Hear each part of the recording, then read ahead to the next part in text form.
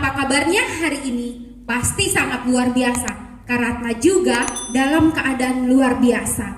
Nah adik-adik, jumpa lagi kita di ibadah online Star Kids MDC Kupang. Sebelumnya siapkan hati untuk memuji dan memuliakan Tuhan serta mendengarkan firman Tuhan. Selamat beribadah adik-adik.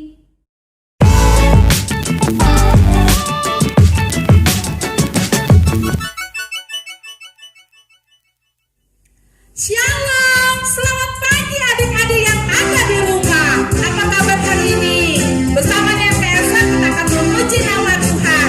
Sudah siap? Tapi sebelumnya, duduk yang manis, kita mau berdoa. Lipat tangan ya. Oke. Kita berdoa. Terima kasih Tuhan Yesus buat pagi hari yang indah ini. Adik-adik sudah siap untuk memuji nama Tuhan dan mendengar firman Tuhan. Tuhan Yesus memberkati ibadah hari ini. Haleluya. Amin. Ya, selamat. Sudah siap untuk memuji nama Tuhan? Ayo semuanya bangkit berdiri. Siap untuk memuji Tuhan.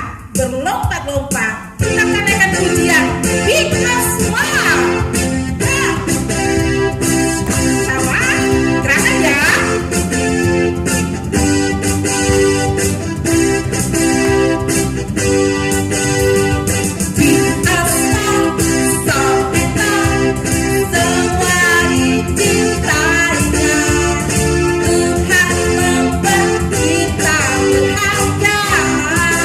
Bekerja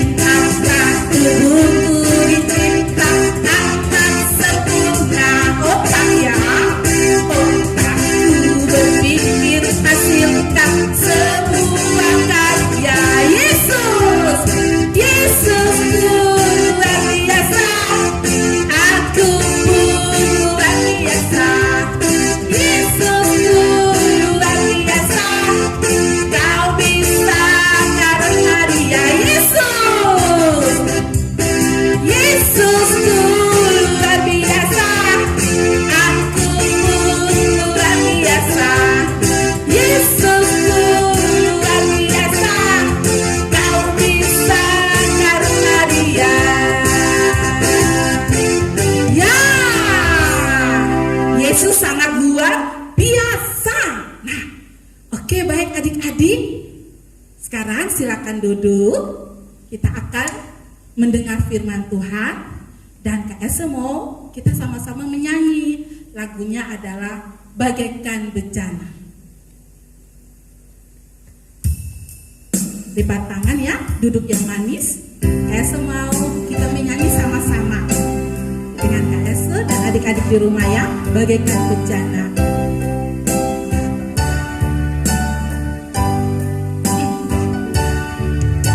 Bagaikan bencana siap dibentuk, ingat hidupku di tanganmu, bentuklah seluruh kehendakmu, pakailah sesuai rencanamu, ku mau.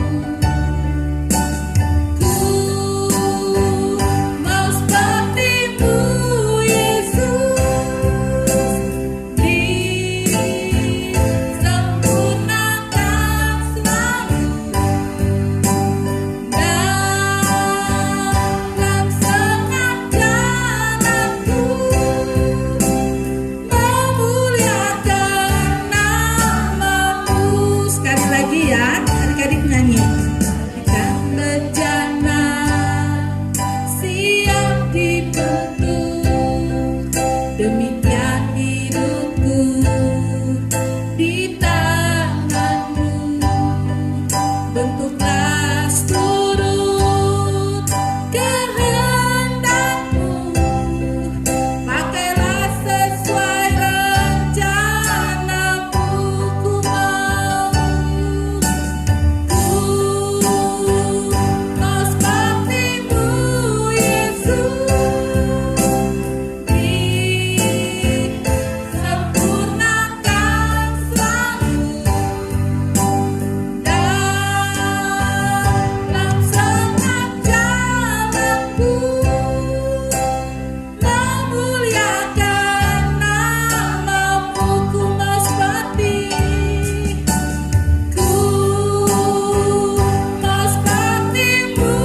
Yesus, disempurnakan selalu dalam setengah jalanku, memuliakan namamu.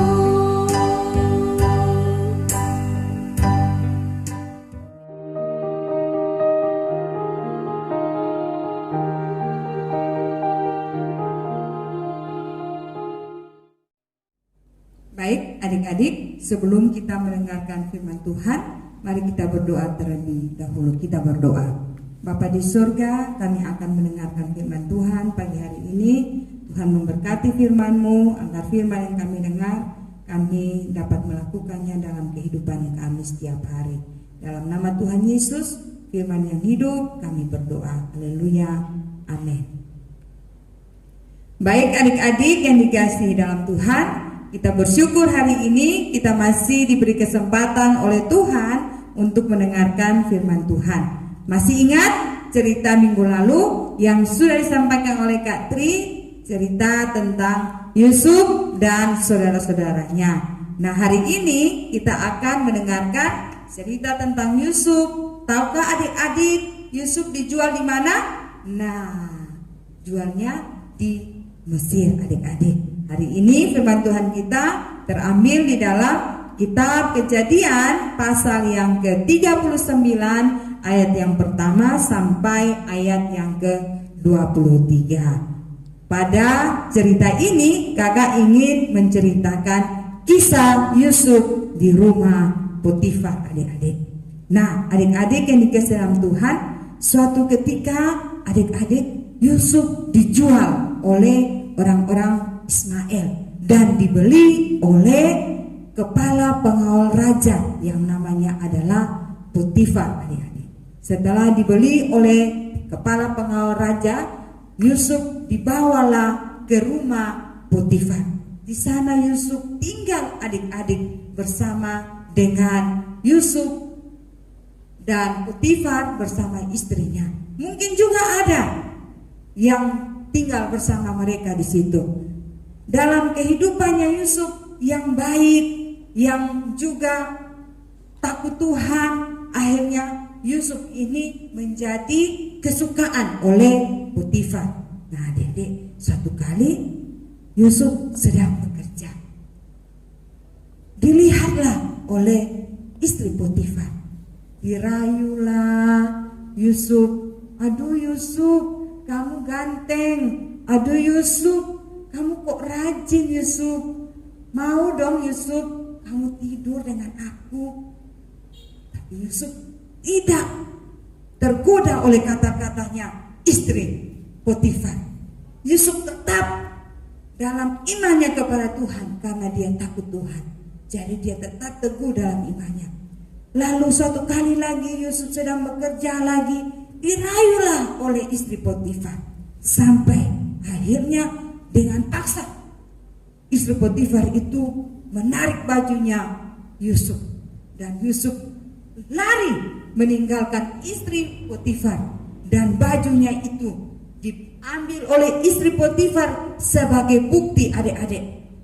Sebagai bukti, ini cara yang terbaik supaya kalau suamiku Potifar pulang, saya akan memberitahukan kalau si Yusuf telah menggoda diriku dan meniduri diriku sehingga bisa-bisa dia itu dimasukkan di dalam penjara. Nah, adik-adik, ternyata apa yang dirancangkan oleh istri Potifar, adik-adik, terjadi. Tiba-tiba Potifar pulang, dia mulai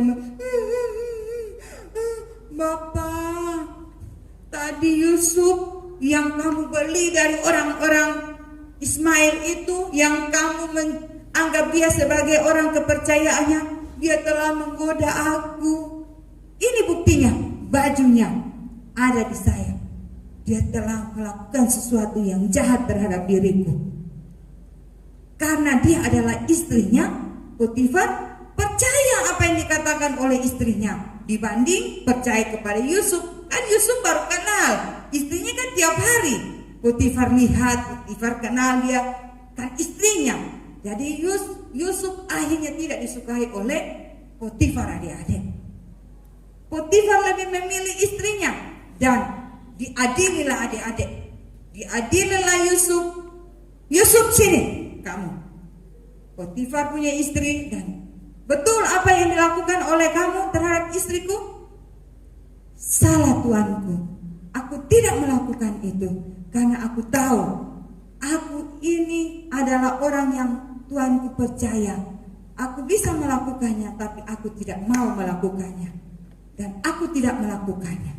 Dan akhirnya karena sikap yang ditunjukkan oleh Yusuf itu menjadi hal yang tidak disukai oleh istri Potifar. Singkat ceritanya, Yusuf akhirnya dibawa ke dalam penjara. Di sana adik-adik Yusuf harus tinggal di dalam penjara. Tidak enak adik-adik di dalam penjara. Dia harus mengalami sesuatu yang tidak baik. Tahukah adik-adik, kakak pernah bertanya kepada orang-orang yang pernah keluar dari dalam penjara. Waktu dimasukkan di dalam penjara itu apa yang dirasakan? Di dalam penjara itu tempatnya kecil, lalu makannya juga tidak enak. Tersiksa adik-adik di sana. Kita tidak bisa melihat ke kiri ke kanan karena sudah ditutup oleh tembok. Terus kita tidak bisa lari karena ada terali di depan. Kapan orang datang menjenguk, baru kita bisa bertemu. Itu pun kalau diberi kesempatan adik-adik. Nah, tidak enak Yusuf, tapi Yusuf sudah masuk di dalam penjara adik-adik. Semua Yusuf alami. Yusuf harus menanggung beban di dalam hati. Tidak enak dia difitnah oleh istri Potifar. Harusnya istri Potifar tidak melakukan itu. Tapi semua sudah terjadi. Kenapa? Karena Yusuf tahu bahwa sekalipun Yusuf harus alami demikian, Yusuf tahu bahwa Yusuf pasti akan ditolong oleh Tuhan. Ada 3 hal yang luar biasa yang Yusuf perbuat dalam kehidupannya, yaitu 1 adik-adik, Yusuf itu kakak sudah bilang, Yusuf itu adalah orang yang takut akan Tuhan. Dalam kisah sebelum ini diceritakan dia dijual oleh saudara-saudaranya di tangan orang Ismail. Karena apa? Karena iri hati. Di sana juga dia tetap melakukan sikap yang baik. Sekalipun orang tidak menyukainya, saudara-saudara tidak menyukainya, tapi dia orang yang takut Tuhan. Nah, orang yang takut akan Tuhan itu tidak disukai juga oleh orang-orang di sekitar. Buktinya, teman-teman, adik-adik, kakak ingin sampaikan, kalau kita suka berdoa, kita rajin beribadah, kita rajin menyembah Tuhan, orang lain yang tidak suka akan kita, ini orang buat apa kok dia berdoa terus, dia menyembah Tuhan, dia suka menyanyi nyanyian puji-pujian bagi Tuhan. Orang lain tidak suka, tapi Tuhan menyukai apa yang dilakukan oleh kita, terlebih yang dilakukan oleh Yusuf di dalam rumah Potifar. Kakak percaya karena dia orang yang takut akan Tuhan, sehingga dia mungkin punya, bukan mungkin, dia pasti punya jam-jam berdoa. Dia punya waktu untuk menyembah Tuhan. Dia suka berdoa, suka memuji Tuhan, sehingga apa saja yang dilakukannya selalu disukai oleh tuannya, yaitu Potifar. Karena apa? Karena dia punya waktu untuk berdoa, waktu untuk menyembah Tuhan. Luar biasa ya adik. Kalau kita suka berdoa, kita suka menyembah Tuhan, kehidupan kita itu berdampak bagi orang lain. Kehidupan kita itu menjadi kesukaan bagi orang lain. Dibanding kalau kita suka maki, kita suka mencuri, itu kita akan tidak disukai oleh orang lain. Bahkan kita akan difitnah, kita akan dibenci oleh orang lain. Nah, hal yang kedua adik-adik, selain Yusuf itu menjadi orang yang takut akan Tuhan, dia adalah orang yang jujur adik-adik. Dalam dunia ini, dalam kehidupan kita, mencari orang yang jujur itu susah, sulit, mungkin 1 di antara 1000. Coba adik-adik, kalau kita melihat orang lain punya barang ada di meja, lalu tiba-tiba orang itu pergi dan tinggal kita, dan barang itu sesuatu yang kita butuh. Misalnya uang, kita juga tidak punya uang, kita butuh nih, kita mau ambil, tidak ada kamera CCTV, kita ambil saja. Kita ambil, nah kita sudah mencuri. Tapi ketika kita melihat sesuatu di situ, kita tidak ada niat sedikit pun, ataupun kita ketemui orang punya barang dan orang bertanya kepada kita, apakah kamu temui tas saya di sini? Kita harus berkata, saya temui, saya harus jujur. Nah, Yusuf ketika dia diperhadapkan di tengah-tengah istri Potifar, dan Potifar, betul kamu melakukan hal ini kepada istri saya? Yusuf berkata jujur bahwa tidak, saya tidak melakukannya. Karena kalaupun saya melakukannya, itu adalah kekejian bagi Tuhan. Karena saya percaya bahwa saya diberi kuasa untuk menguasai rumah ini. Saya juga diberi kuasa untuk menguasai istrimu, tapi saya tidak akan melakukannya karena itu kekejian bagi Tuhan. Nah, orang yang jujur ini seperti kakak bilang bahwa di dunia ini susah dicari. Tapi adik-adik, kalau kita senantiasa menjadi orang yang jujur, pastinya kita disukai oleh orang-orang sekitar kita. Kita akan menjadi orang-orang yang luar biasa karena kejujuran kita. Kita akan menjadi orang-orang yang dipercaya oleh orang lain karena sikap jujur kita. Jadi kalau orang yang jujur, saya akan percaya dia, saya akan beri dia tanggung jawab. Demikianlah sehingga ketika dia ada di rumah Potifar, teman-teman, adik-adik, dia dipercayakan semuanya karena dia jujur. Dia dipercayakan. Jadi orang yang jujur artinya akan dipercayakan banyak hal. Orang yang jujur akan dipercayakan juga oleh Tuhan hal-hal yang luar biasa. Yang ketiga adik-adik, dalam firman Tuhan ini, hal yang Yusuf lakukan, dia adalah orang-orang yang rajin. Coba adik-adik perhatikan, binatang yang sering diistilahkan oleh firman Tuhan, kalau kita yang pemalas, belajarlah kepada semut adik-adik. Semut itu adik-adik, kalau lihat sesuatu di depan mereka, kalau mereka ingin makan, mereka akan angkat itu makanan itu beramai-ramai. dan mereka adalah rajin cari makan. Nah, belajarlah kepada semut. Dalam firman Tuhan ini, Yusuf adalah orang yang rajin. Ketika dia bekerja rajin, Tuhannya lihat orang ini tidak pemalas. Saya bisa percaya dia di hal yang lain. Dan ketika kita rajin di rumah juga, kita akan dipercayakan oleh mama atau bapak kita hal yang lain. Tapi kalau kita pemalas, adik-adik, orang tua kita akan marah atau akan nasihati kita. Coba kamu lebih rajin lagi, lebih semangat lagi, lebih giat lagi. Nah, orang yang rajin itu pasti akan mendapat upahnya lebih banyak daripada orang yang pemalas, adik-adik. Nah, Yusuf melakukan itu sehingga di mana saja dia berada, adik-adik, dia selalu menjadi orang yang berhasil karena dia rajin, dia jujur. Yang pertama, yang paling penting dalam kehidupan Yusuf, dia adalah orang yang takut Tuhan, yang membuat hidupnya selalu berhasil. Jadi adik-adik yang dikasih dalam Tuhan, kakak ingin sampaikan 3 hal yang dilakukan Yusuf sehingga keberhasilan itu Yusuf raih tiada hentinya di dalam pimpinan Tuhan. Yusuf melakukannya 3 hal.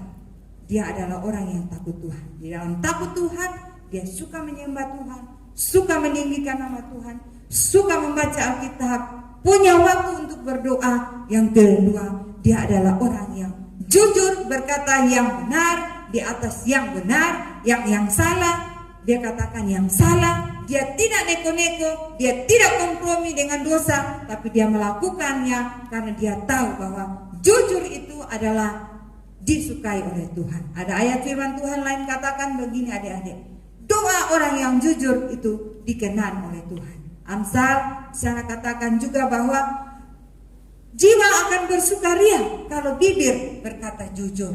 Nah, yang terakhir yaitu Yusuf adalah orang yang rajin.